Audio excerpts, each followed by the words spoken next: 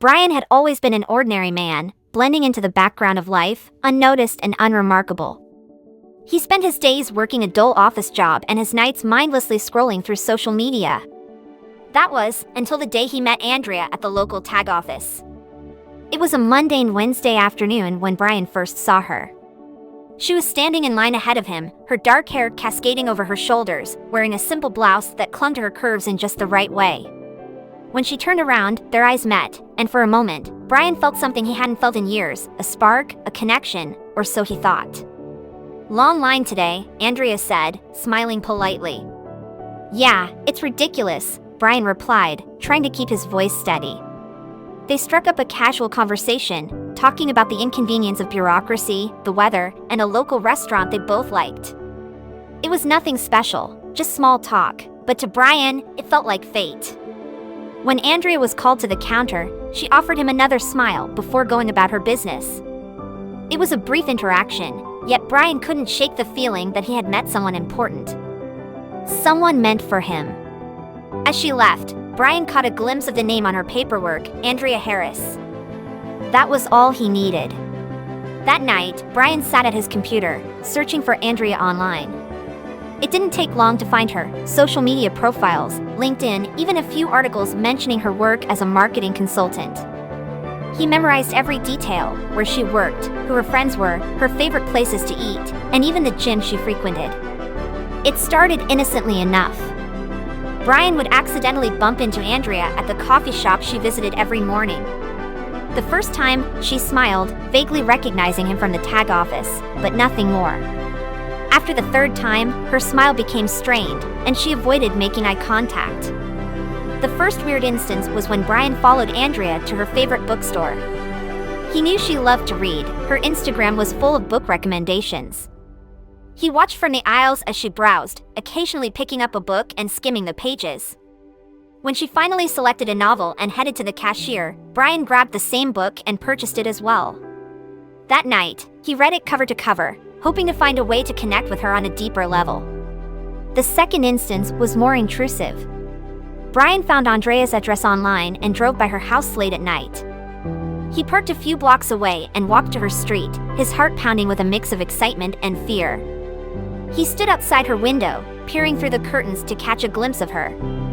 She was watching TV, unaware of the eyes watching her from the darkness. This became a nightly ritual for Brian, who grew bolder each time, edging closer to her home. The third instance occurred when Andrea went on a weekend trip with friends. Brian had seen her post about it on social media and decided to follow her. He booked a room at the same hotel, spending the entire weekend lurking in the background, watching her from a distance as she laughed with her friends, unaware of the eyes that were constantly on her. The fourth instance was the tipping point. Brian had become so obsessed that he broke into Andrea's house while she was at work. He wandered through her rooms, touching her belongings, inhaling her scent. He even laid on her bed, imagining what it would be like to share it with her. He left before she returned, but not without leaving a note, a cryptic message that simply read, "I was here." Andrea found the note that evening. Her heart raced with fear as she realized someone had been in her home. She immediately called the police, but there was little they could do without evidence. However, Andrea had been feeling uneasy for weeks. She had noticed Brian's presence far too often, his lingering stares, and the unsettling feeling of being watched. She knew it was him. The restraining order was filed the next day. Andrea took every precaution, changing her locks, installing security cameras, and limiting her social media presence. But Brian wasn't deterred. His obsession had consumed him entirely. He saw the restraining order not as a barrier, but as a challenge, a test of his dedication to the woman he believed he loved. Brian continued to stalk Andrea, ignoring the legal boundaries set in place. He became more erratic, sending her flowers, leaving notes, and even trying to contact her friends and family. It was only a matter of time before he made a mistake. One evening, Brian showed up at Andrea's doorstep, convinced that if he could just talk to her, she would understand his feelings. But Andrea wasn't alone. The police were waiting for him, having tracked his movements through the security cameras. Brian was arrested on the spot, his obsession finally catching up with him. In court, Brian was sentenced to prison for stalking, harassment, and violating the restraining order. As he was led away, he couldn't understand where he had gone wrong. To him, his actions were driven by love, by a need to be close to the woman who had captivated his heart. But in reality, it was never love, it was control, obsession, and a complete disregard for Andrea's autonomy.